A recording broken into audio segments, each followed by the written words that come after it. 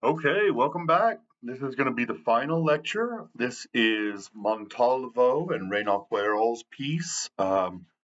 These two have generally partnered up a lot over the last 15 years or so. I've read a lot of their work, and a lot of it is based on economics, markets, growth, differentiations, etc., and how they relate to diversity.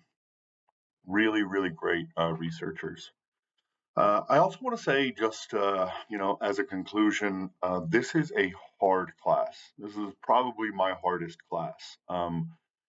It's very complicated. It's very contextualized. The theories are hard to wrap your mind around sometimes, and so um, I want to thank you all for sticking through it. It's just not an easy class, right? And these are high level papers, and I'm trying to get you ready for law school and graduate school, and I'm pretty hard on writing and grammar and all of that. So I want to say I appreciate you not only being interested in the course and taking the course, but sticking with it and um, kind of implementing some of those suggestions for improving your papers. And all right, so here we go. All right, so section one just kind of focuses at the beginning about different findings concerning ethnic heterogeneity or diversity, whatever you want to call it. They kind of switch words all throughout the paper. And then economic growth.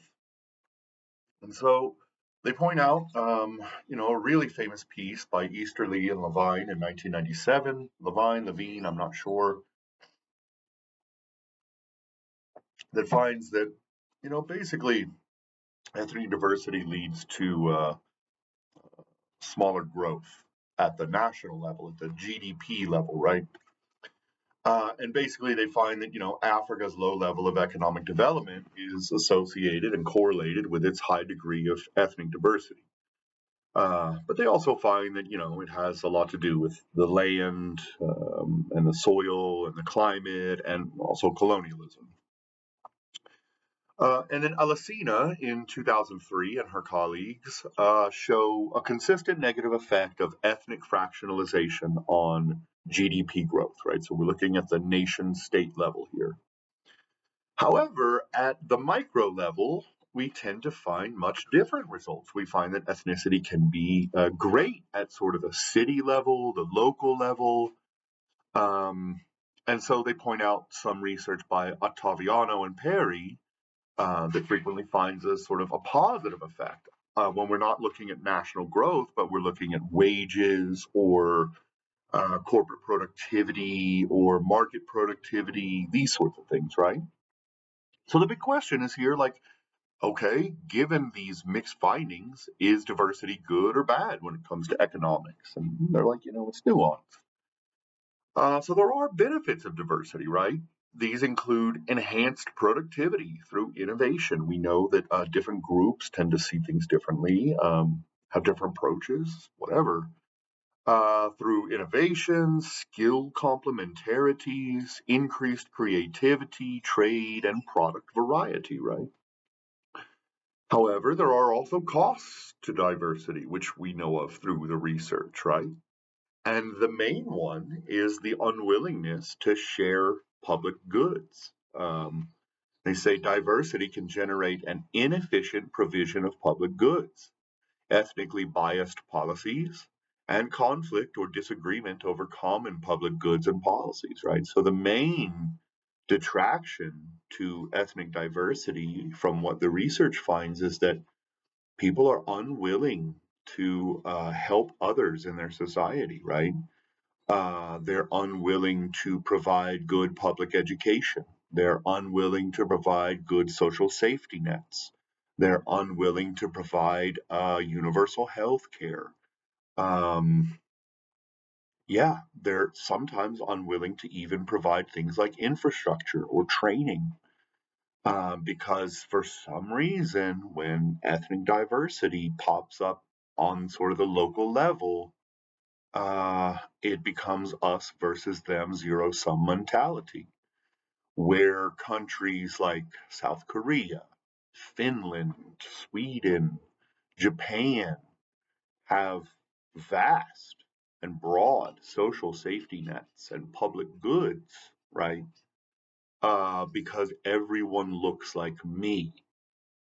Whereas countries like the United States, Spain, Greece, Italy, that are more ethnically heterogeneous, are much less willing to take care of the average citizen because it might go to someone else, right?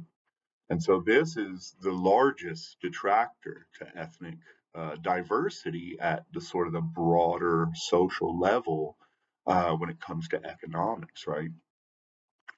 And so, again, consider a majority ethnic group that does not want to share, reduces social benefits like education, healthcare, welfare, etc., and sort of stacks the system to their own benefit, and then uses the fact that the other group needs social assistance because they've stacked the system as a weapon against them, right? So there is a broader overall process by which this happens, this unwillingness to share, and then using uh,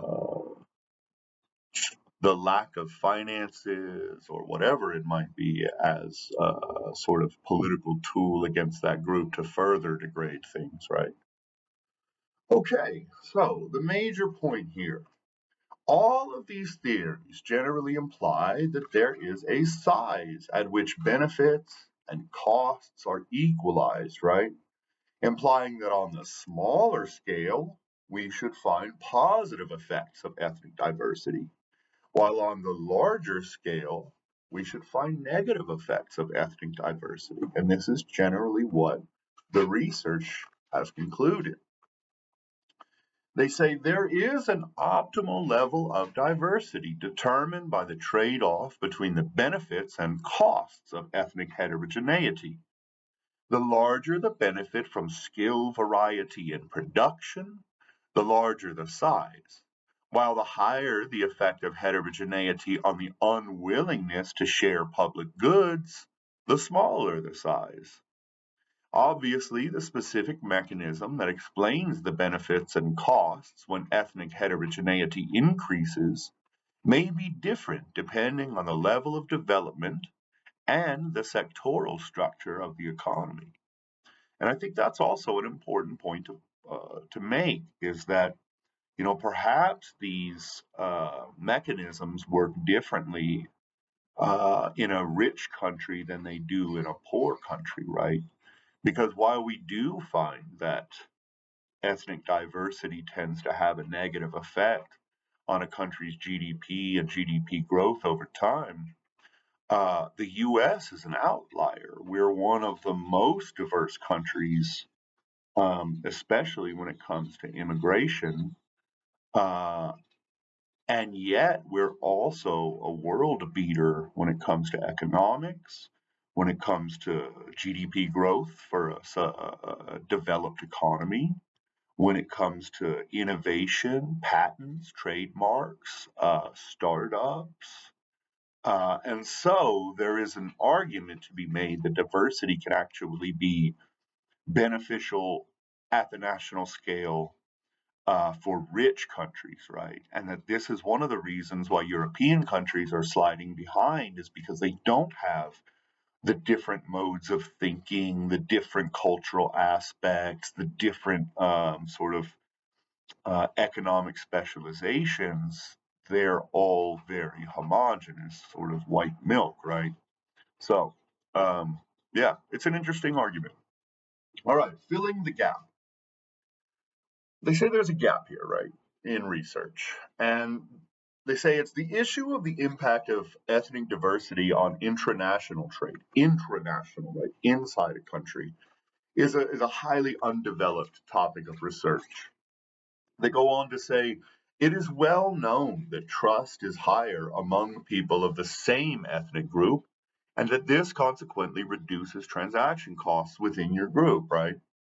However, ethnic specialization in production generates a motive for trade that is absent within homogenous groups. It's sort of what I was just talking about.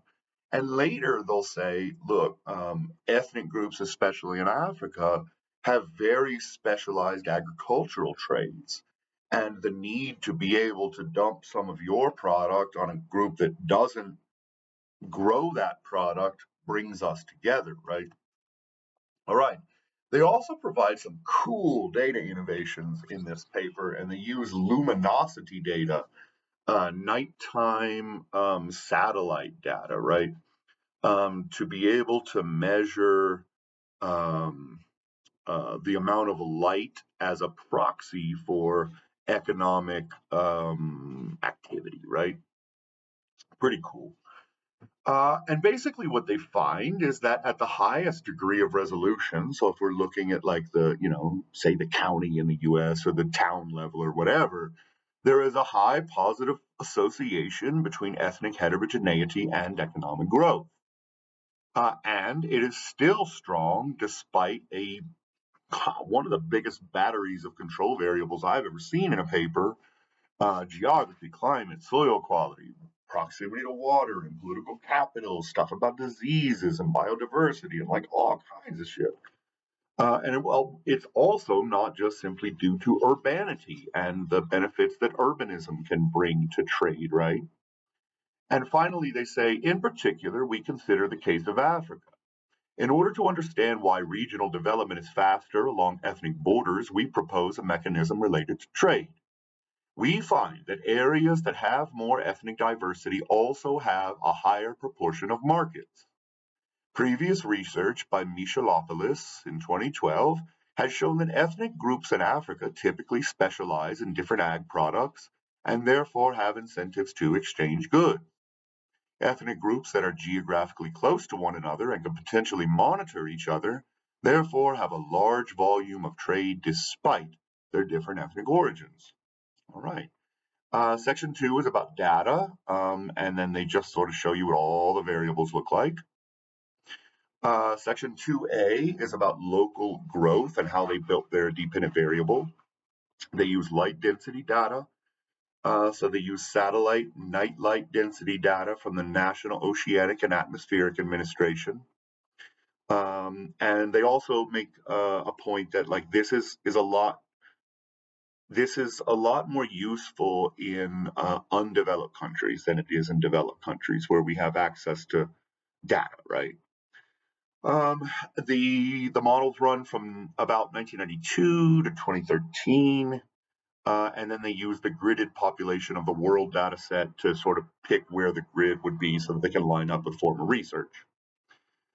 Spatial diversity. They use the GREG dataset, georeferencing ethnic groups from Weiderman and Cederman, who we read earlier this year.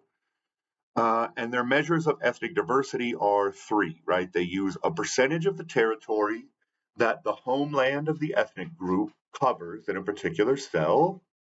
The second is the percentage of the population living in the homeland of the ethnic group in a particular cell. And then they use, which is based on the Herfindahl index of ethnic fractionalization.